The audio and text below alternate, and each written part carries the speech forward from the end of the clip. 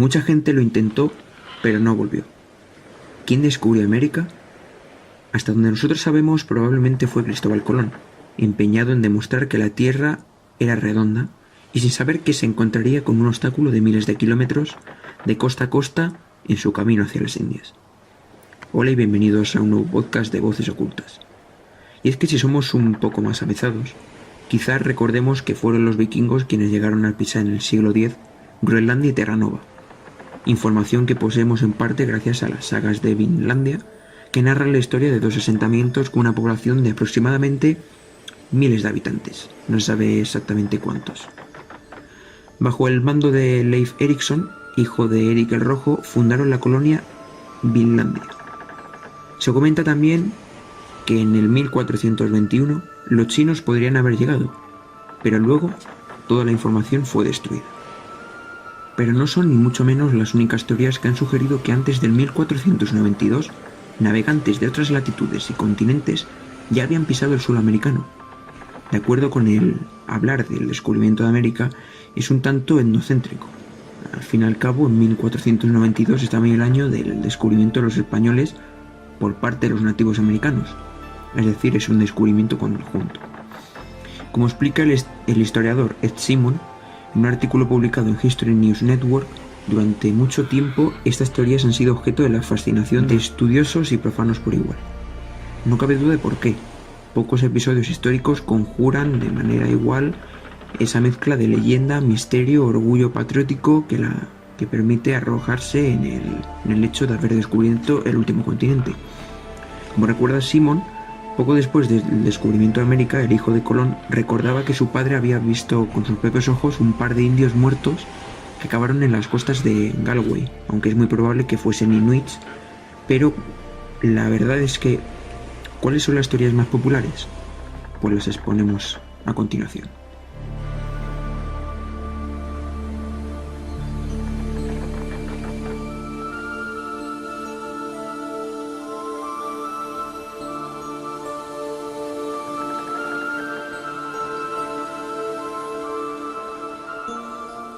La primera teoría es que el príncipe de Gales se adelantó a Colón. Una de las historias más famosas sobre el descubrimiento alternativo de América es la que tiene como protagonista a Madoc, quien según la leyenda llegó a las costas americanas en el 1170, aunque no hay ningún vestigio arqueológico ni documento que refrende dicha teoría. Esto ha sido muy popular entre los británicos, especialmente aquellos que quisieron adjudicarse derechos sobre las tierras recién descubiertas, especialmente durante el reinado de Isabel I de Inglaterra. La historia cuenta que Madoc llegó a la actual Florida o Mobile, en Georgia, desde donde recorrió Mississippi y el Missouri hasta llegar a las Grandes Llanuras. Supuestamente su base estaría en el Espinazo del Diablo, una formación rocosa de Louisville, en Kentucky, pero sin embargo la mayor parte de referencias a Madoc son posteriores a 1492, salvo la del Ziwi, una forma de poesía. Se hablaba de él como un hombre que no solo deseaba el mar, aunque no decía nada más que eso, y es que ocurre como A True Report of Late Discoveries of New World Lands, en George Peckham. Además hay testimonios del siglo XVII que dan fe de una extraña imbricación de otros nativos americanos y galeses o del hallazgo de algunas Biblias escritas en dicho idioma en poder de los indios. Sin embargo, las diferentes expediciones en busca de estos misteriosos indios no dieron ningún fruto, ni siquiera cuando Thomas Jefferson encargó a los exploradores Lewis y Clark dar con ellos. Otra teoría es una misteriosa cabeza romana, y es que en 1933 tuvo lugar uno de estos hallazgos que descolocan a un descubridor y que hace que los comerciantes de la especulación histórica se froten las manos. Se trata de una pequeña escultura de terracota que mostraba una cabeza con barba de alguien con rasgos tremendamente europeos y que fue encontrada en un cementerio del valle de Toluca, datado, atención, entre 1476 y 1510. Como señalaron los expertos de la época, podría ser perfectamente una obra de arte románico del siglo II después de Cristo, solo que unos cuantos miles de kilómetros más allá del lugar esperado. Ya que nadie ha conseguido demostrar ni que terminase allí a través de un contacto entre las culturas de hace 2000 años, ni que fuese siquiera un producto arqueológico bromista, Hoy en día se considera un posible testimonio de la relación entre europeos y americanos en la era precolombina, es decir, antes de Colón. La otra teoría es que los fenicios están en todas partes. La Fenicia es una cultura comerciante por antonomasia y lo que provocó es que buscasen nuevos mercados, incluso al otro lado del Atlántico, según diría esta teoría. Según el estudioso Cyrus H. Gordon, los fenicios y los pueblos semíticos llegaron a América, algo que defendió en su investigación de la batalla de Bat Creek, que se encontró en el enterramiento de varios nativos americanos en London Country, en Tennessee, en 1889. Durante décadas se consideró la prueba que demostraba que los herederos del siglo I o II habían mantenido contacto con los cherokees, puesto que Gordon afirmaba que las letras de la tablilla podrían traducirse como Judea.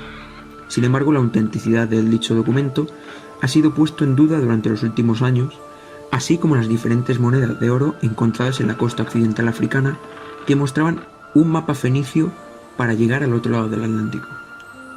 Sin duda, curioso.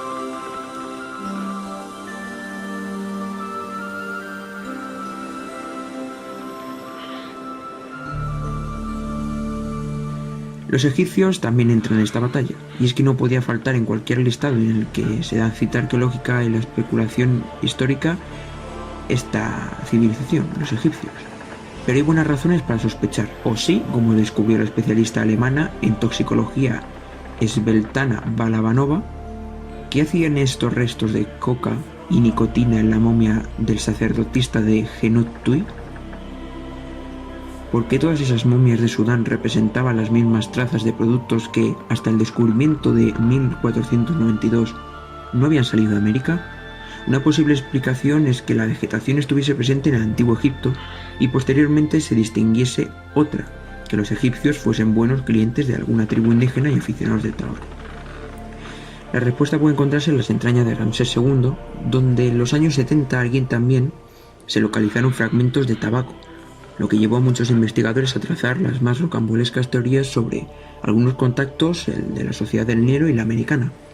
Sin embargo, el investigador Maurice Bucaille recordó que el vientre de la momia había sido abierto a finales del siglo XIX, por lo que es posible tanto como que Ramsés II le gustase el tabaco o que simplemente la gente no se cortaba fumando en los alrededores del cuerpo del faraón.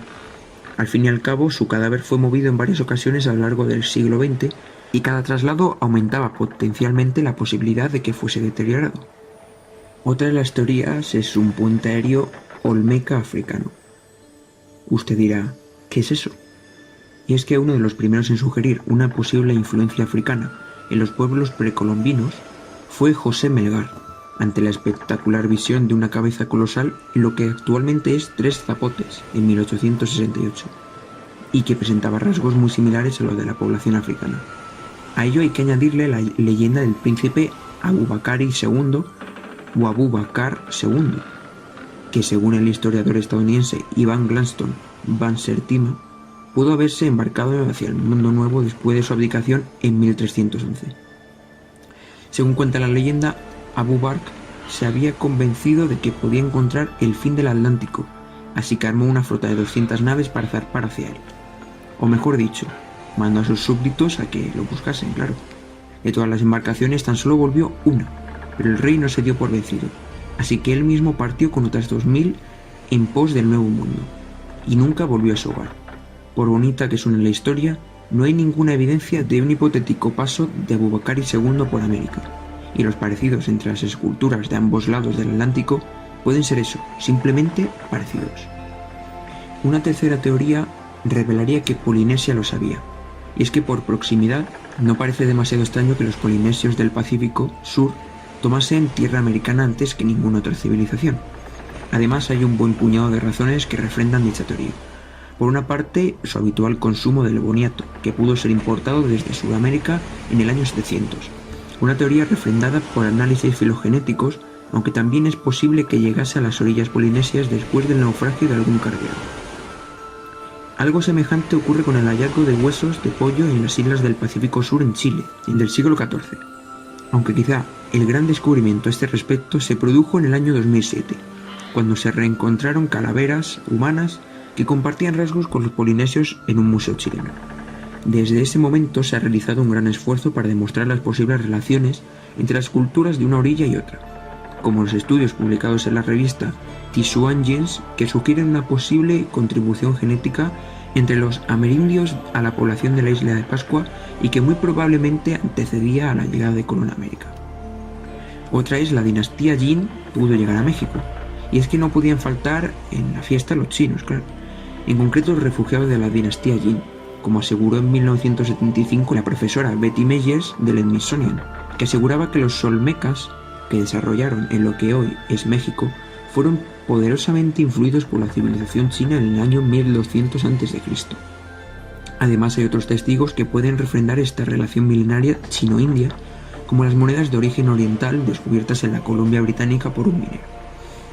Otras teorías relacionadas con China han florecido durante las últimas décadas, y una de ellas es el británico Gavin Menzies, que en el libro 1421, el año que China descubrió el mundo, aseguró que la flota del marino Zheng He llegó a América unos 70 años antes de Colón, una teoría que en realidad está bastante infundada, como quizá también lo sea que sugiere que los pioneros chinos liderados por Hui Shen, que llegaron a Fushan en el año 500, en realidad habían arribado a California, por la descripción en que sus escritos hacen del dicho territorio. La otra teoría es que el tema de las relaciones entre culturas precolombinas y el resto del mundo da para varias tesis doctorales, porque la civilización que pudo haber tenido algún contacto con los pueblos indígenas, pero hablamos de la teoría de los mormones, cuyo libro sagrado asegura que los habitantes de América antes de la llegada de Colón eran descendientes de las tribus semíticas que zarparon desde el Viejo Mundo milenios antes de que el genovés pisase las costas americanas. El libro Mormón, otro testamento de Jesucristo, es, según la creencia de los santos de los últimos días, un registro de las civilizaciones que poblaron el continente americano desde nuestro lado del Atlántico, una de las cuales habría llegado a dicho territorio alrededor del año 600 a.C. Según Joseph Smith Moroni, el hijo de Mormón, le visitó en 1823 y le explicó como traductor el registro de su padre, que finalmente fue publicado en 1830. Para la mayor parte de los historiadores, Mormón es tan autor del libro como Cide Hamete Benengeli y del Quijote, por lo que carece de validez documental. Como National Geographic Society aseguró en una carta en 1998, los arqueólogos y otros estudiosos han demostrado desde hace mucho que el pasado de este hemisferio y su sociedad no tienen constancia de nada que sirva para sustentar el libro de Mormón. Sin embargo, es una buena muestra de cómo el descubrimiento de América es terreno abandonado para la especulación fantástica y religiosa sobre unos pueblos que más de medio milenio más tarde nos siguen intrigando. Y cuando Colón llegó a América, encontró, asegura, hombres blancos allí, y algunos incluso con aspecto de monjes, que podían ser descendientes de la siguiente historia. Y es que Garcilaso de la Vega relata en una obra la figura de un prenauta. En el tomo 1, en el capítulo 3 de sus comentarios reales, habla de que en 1484 había un hombre llamado Alonso Sánchez de Huelva. Este hombre supuestamente con un pequeño navío viajaba de España a América para comerciar. Además iba con otros 20 vizcaínos y conocían también la cartografía americana que podían dibujarla en un mapa.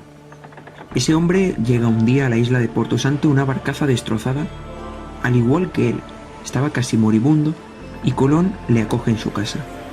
El hombre le contó la historia de lo que era América y Colón se quedó con un plano que éste tenía. Ese mismo año, Colón le plantea a los reyes hacer el viaje a América.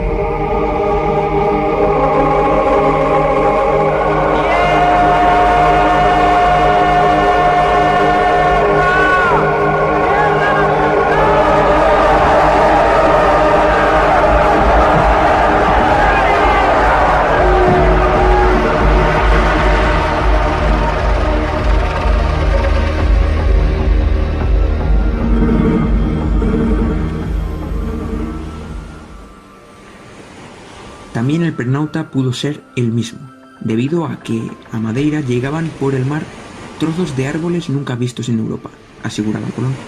Él podría haber emprendido el viaje primero. Eso explicaría que en el conocido viaje el resto de tripulantes aseguraban que Colón hacía profecías que iba acertando, entre ellas alguna disposición de arrecifes o corrientes en pleno océano. Lo que es seguro es que Colón sabía a ciencia cierta que allí, al otro lado del océano, había algo. Pero en su lecho de muerte, Colón le dijo a su hijo que no desvelara nada. Colón murió pobre y loco. Lo que pasó entonces sigue siendo un misterio.